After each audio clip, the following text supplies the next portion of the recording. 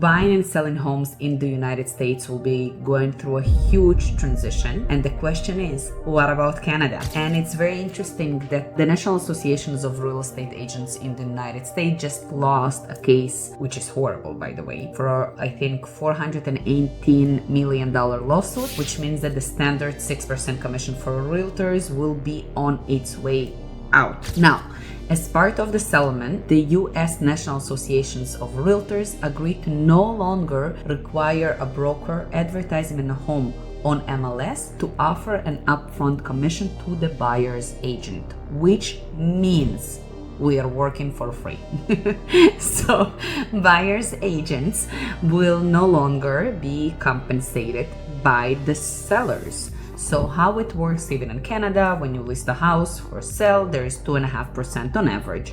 It goes to the seller side, 2.5% to the buyer side. Again, in Canada, commission is negotiable. There is a lot of agents that list homes for 1% and they offer 1% to the other side. So there is always a commission negotiation. It has never been a 5% sharp, like same as basically tips. You can offer 10%, you can pay 20, you can pay 30, it's up to you. So it's all about the negotiation. If I will be listing a house for sale and I need to paint it, stage it, spotlights, photography, marketing, I cannot charge 1% because I will be in deficits. There is also a lot of cost involved in the other situation when you're representing a buyer. What about times spent on research, the time spent on traveling, on time spent even phone calls and the negotiations and to write contracts. So they said that it's approximately between 60 and 80 tasks just for each side. So this whole lawsuit that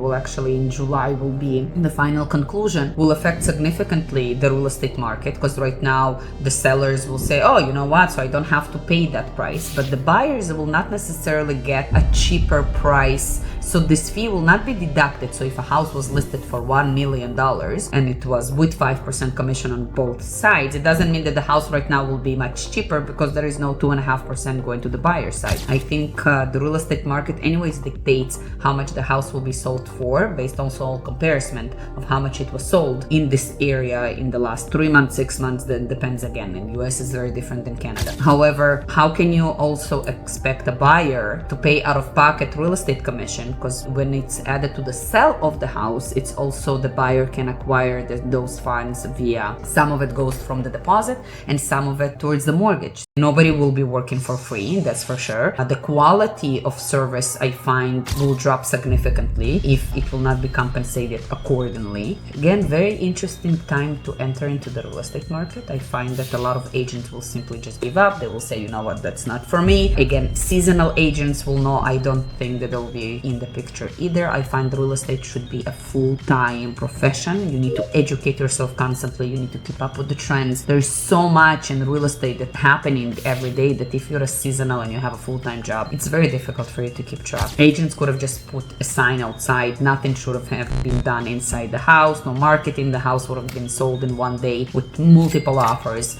just because the market was so hot. Now you actually have to negotiate. You need to know exactly what to view in the house from either side. Some people definitely can do this transaction on their own. If you already purchased a few times or you flipped, I'm sure that you can manage on your own, but the majority of the population still need the guidance. Same as lawyers, it's a profession. Same as when you go to a car dealership, you can definitely buy a car by yourself, but you can also go and speak to a salesperson and they will be able to help you with their expertise.